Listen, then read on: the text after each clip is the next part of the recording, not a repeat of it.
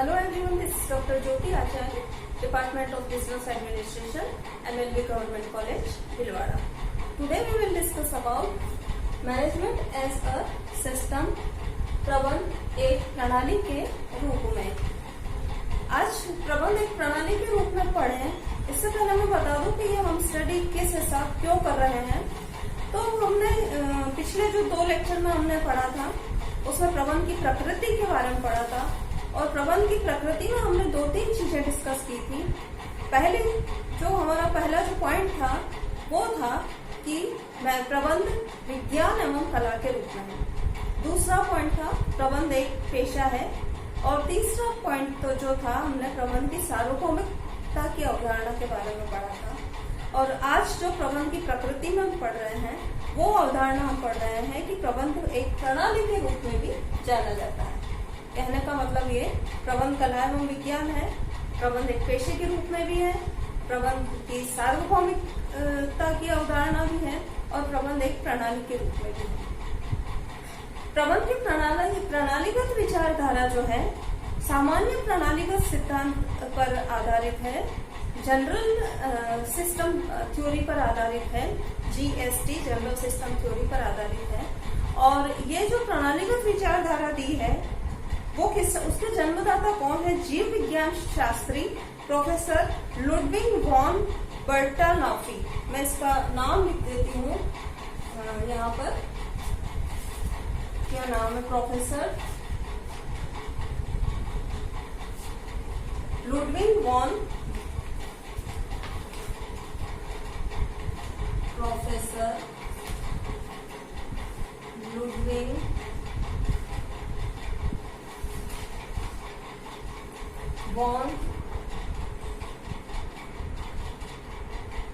Typical नाम है थोड़ा सा वॉन।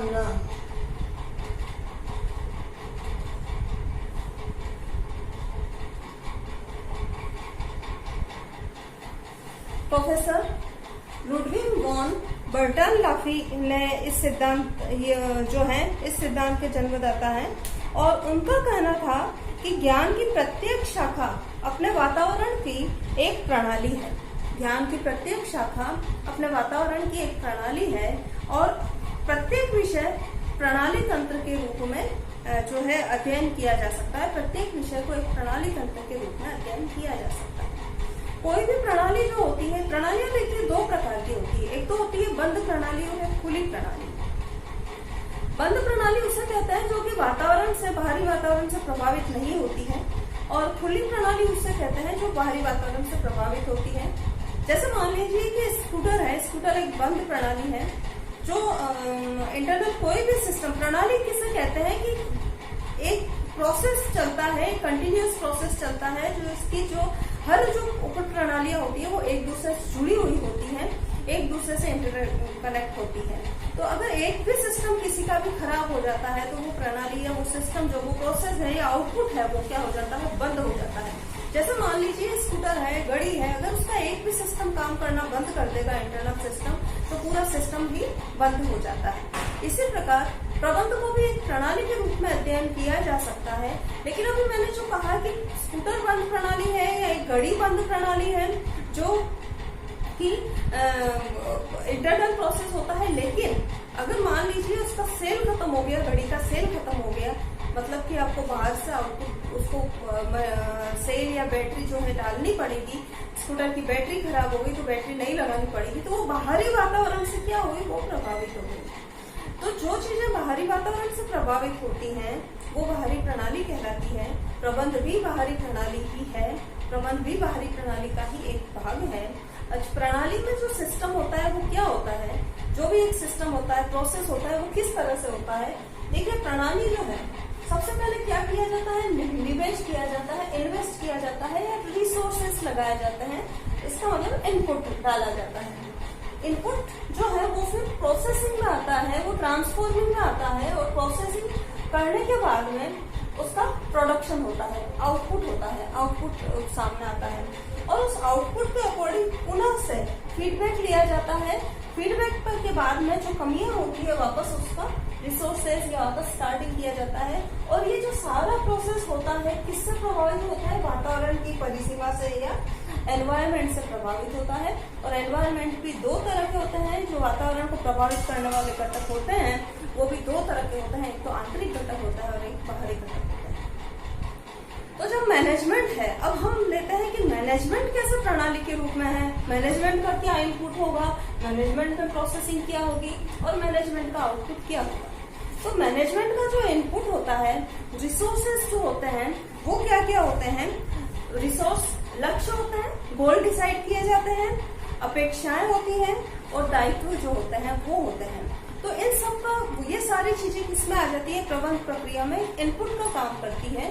लक्ष्यों को निर्धारित किया जाता है, दायित्वों का निर्धारण किया जाता है और इन निर्धारण इसी को हम क्या कहेंगे? निवेश कहेंगे या इन्वेस्टमेंट कहेंगे। अब निवेश जो होता है सिर्फ मात्र केवल मशीन, मुद्रा या फिर माल का ही नहीं होता है, भौतिक संसाधनों के लक्ष्यों और दायित्वों का भी निवेश होता है। भौतिक संसाधनों के अतिरिक्त कर्मचारियों, भौतिक संसाधन तो क्या हो गए? मुद्रा हो गई, माल हो गया, ये सारे निवेश में आ गए। लेकिन इसके अलावा कर्मचारी, निवेशकर्ता, अधिकारी, ये सारे के सारे ऋणदाता, ग्राहक, सरकार, आपूर्तिकर्ता, स्थानीय समुदाय आदि समाज के विभिन्न वर्गों के लक्ष्यों का भी निवेश किया जाता है, उनके दायित्वों का भी निवेश किया जाता है प्रबंध की प्रणाली में। तो इन सब के इसको हम क्या कहेंगे? इन्वेस्टमेंट इनपुट कहेंगे। और इस इनपुट के बाद में जो है प्रोसेसिंग होती है। तो मैनेजमेंट में भी एक प्रोसेसिंग होती है। जैसे मैनेजमेंट में देखिए उत्पादन, विपणन, वित्त, सेवी वर्गीय आदि उप प्रणालियां होती है। इनके लिए नियोजन, नियंत्रण, निदेशन और नियोजन, संगठन, निदेशन, नियंत्रण के जो प्रक्रिया विधि है वो काम में ली जाती है। और उन क्रिया विधियों के साथ में कुछ सेवाएं भी ली जाती है। वो सेवाएं कौन कौन सी आ जाती है? सूचना के द्वारा जो बैंकिंग वगैरह की सेवाएं हैं वो सेवाएं भी आ जाती है। बैंकिंग है, परिवहन, पेशेवर व्यक्ति, बीमा, संचार, इन सभी की सेवाएं भी सम्मिलित हो जाती है किसमें? प्रोसेसिंग। जो लक्ष्य निर्धारित किए हैं, जो दायित्व निर्धारित किए हैं, उन सबकी प्रोसेसिंग की जाती है किसके द्वारा? नियोजन, संगठन, निदेशन, नियंत्रण के द्वारा किया जाता है। ये उप प्रणालियां होती हैं। और इसके साथ में बीमा, बैंकिंग, परिवहन, ये सारी की सारी सेवाएं भी इसमें सम्मिलित होती हैं प्रोसेस करने के लिए, उन लक्ष्यों को पूरा करने के लिए। उसके बाद में आता है देखिए संचार व्यवस्था से पता लगाया जाता है कि कौन कौन से तत्व जो है बाहरी वातावरण के तत्व हैं किसी भी व्यवस्था को प्रभावित करते हैं। तो बाहरी वातावरण के कई सारे तत्व होते हैं, तकनीकी घटक होते हैं, राजनीतिक वातावरण के घटक होते हैं, आर्थिक होते हैं, प्रतिस्पर्धात्मक होते हैं। तो कई सारे तरह के बाहरी वातावरण के घटक होते हैं। वो सारे घटक जो हैं इस सारी यूनिट को, इस सारे प्रोसेस को क्या करते हैं? प्रभावित करते हैं। फिर बाद में जब ट्रांसफॉर्मिंग होती है या प्रोसेसिंग होती है तो उस प्रोसेसिंग के बाद में क्या आता है? आउटपुट आता है या उत्पादन निकल के आता है। और वो उत्पादन क्या होता है? फिर वही लक्ष्यों की प्राप्ति होती है, दायित्वों की प्राप्ति होती है, अपेक्षाओं की पूर्ति होती है। उन अपेक्षाओं की पूर्ति क्या जो डिसाइड की थी या क्या जो मतलब स्टैंडर्ड निर्धारित किए थे, प्रमाण निर्धारित किए थे, उन प्रमाण के अकॉर्डिंग पूरी हुई है या नहीं हुई है, इसका पता लगाया जाता है। और जो भी कमियां रह जाती है पता लगा करके फीडबैक जो होता है, पुनः निवेश, फीडबैक के माध्यम से जानकारी ली जाती है और फिर से उन कमियों को दूर करने के लिए फिर इनपुट पे आ जाते हैं, फिर निवेश प्रक्रिया शुरू हो जाती है। तो इस तरह से प्रबंध की प्रक्रिया चलती है। प्रबंध भी एक प्रणाली के रूप में काम करता है, इसलिए प्रबंध को प्रणाली भी कहा जाता है। उम्मीद करती हूँ आपको ये लेक्चर समझ में आया होगा। Thank you.